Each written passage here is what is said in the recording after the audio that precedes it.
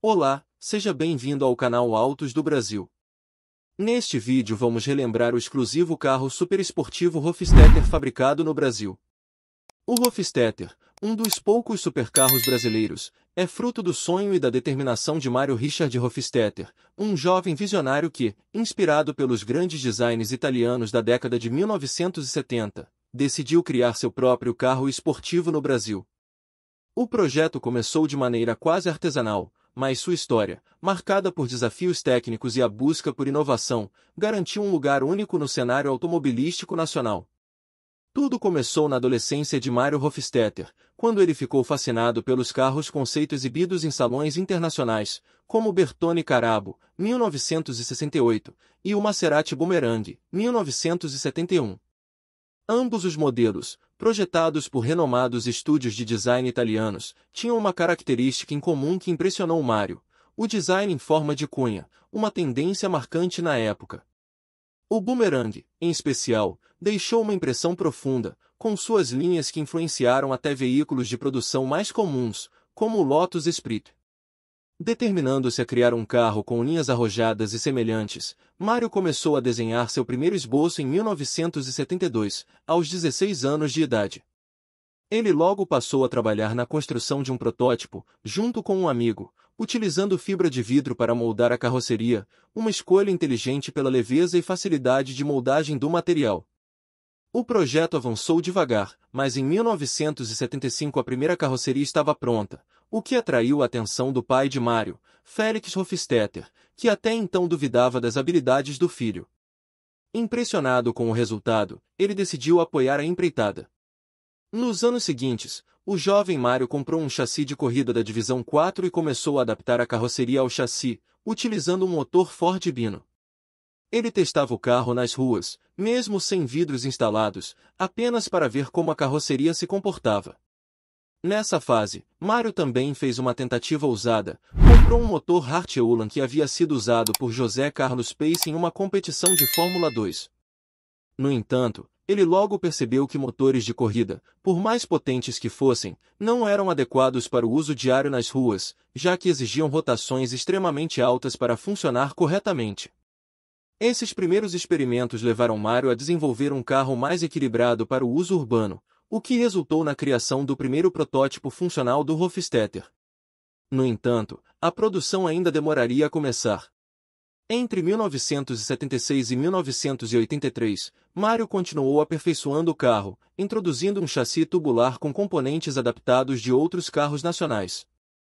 Finalmente, em 1984, o Hofstadter foi apresentado ao público no 13º Salão do Automóvel de São Paulo, ainda como um protótipo. O carro atraiu atenção imediatamente por seu visual impactante e soluções técnicas avançadas para a época. O modelo definitivo começou a ser produzido em 1986, já com algumas modificações em relação ao protótipo original. O chassi do Hofstadter era uma verdadeira obra de engenharia criativa. Ele utilizava componentes de carros de produção nacional, mas adaptados para o layout de um esportivo de motor central. A suspensão dianteira vinha do Chevrolet Chevette, enquanto a suspensão traseira era a suspensão dianteira Mackie-Pearson do Volkswagen Passat, montada de forma invertida para acomodar o motor na parte central traseira do carro. O motor escolhido foi o VW 1.8, a álcool, do Gol GT, que foi equipado com um turbocompressor para elevar a potência para cerca de 140 cavalos.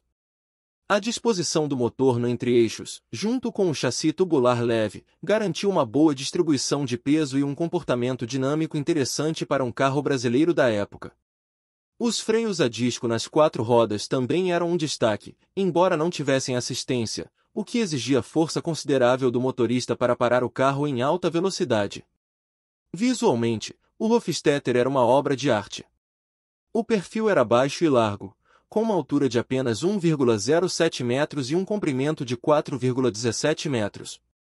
A carroceria de fibra de vidro permitiu a criação de formas arrojadas, incluindo as portas-asa de gaivota, que se abriam para cima.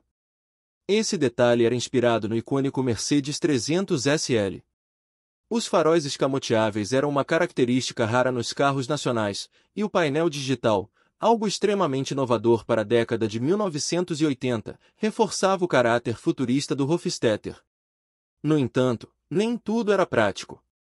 As grandes janelas laterais não podiam ser abertas, e isso obrigava o motorista a abrir as portas para realizar tarefas simples, como pagar pedágio. Posteriormente, Mário instalou pequenas janelas deslizantes para mitigar esse problema. Internamente, o carro acomodava 2 ocupantes, em um espaço relativamente luxuoso para a época. Os bancos esportivos tinham acabamento em couro, o ar-condicionado era potente e o sistema de áudio vinha com rádio e toca-fitas, complementando o painel digital completo com instrumentos como manômetro de óleo e pressão do turbo. A produção do Hofstadter começou em 1986, em uma pequena fábrica na Vila Olímpia, São Paulo. No entanto, o processo de produção era lento, e os planos de Mário de fabricar até 30 unidades por ano nunca se concretizaram. O ritmo de produção foi prejudicado por diversos fatores, incluindo as turbulências econômicas no Brasil durante os anos 80 e início dos 90. Com o passar do tempo, o carro recebeu algumas atualizações. Em 1988, o Hofstadter foi equipado com um motor 2.0 turbo do VW Santana, que elevou o desempenho sem aumentar significativamente a potência, mas melhorou bastante o torque. O carro também ganhou um aerofólio traseiro e novas opções de acabamento. Ainda assim, a produção totalizou apenas 19 unidades até o encerramento em 1993. No início da década de 90 o Hofstadter passou a ser fabricado pela Tecnodesign como modelo Hofstadter cortada, pelo que se sabe chegou a 19 unidades desde 1984. O fim da produção foi causado pela abertura das importações, que trouxe ao Brasil uma enxurrada de carros esportivos importados, muitas vezes a preços mais competitivos que os veículos fora de série nacionais. Apesar de sua produção limitada, o Hofstadter deixou um legado duradouro na história automobilística brasileira. Seu design ousado e suas soluções mecânicas criativas mostram que era possível produzir um supercarro nacional, mesmo com recursos limitados. Hoje, os poucos exemplares do Hofstadter são cobiçados por colecionadores, e seu status de raridade o torna um dos carros mais exclusivos já fabricados no Brasil. Mário Hofstadter ainda mantém 3 unidades em sua garagem, o primeiro protótipo com chassi da Divisão 4, o primeiro carro definitivo produzido conhecido como o chassi 002 e o chassi 017 que é um dos últimos produzidos por ele, preservando a memória de um carro que, embora não tenha alcançado o sucesso comercial esperado, deixou uma marca inegável no cenário dos esportivos brasileiros nunca visto posteriormente. E você, o que achou do Hofstadter? Você se lembrava deste carro? Deixe seu comentário. Muito obrigado por assistir este vídeo. Lhe convido a assistir um vídeo no nosso canal mostrando a impressão 3D deste carro em miniatura. Um grande abraço.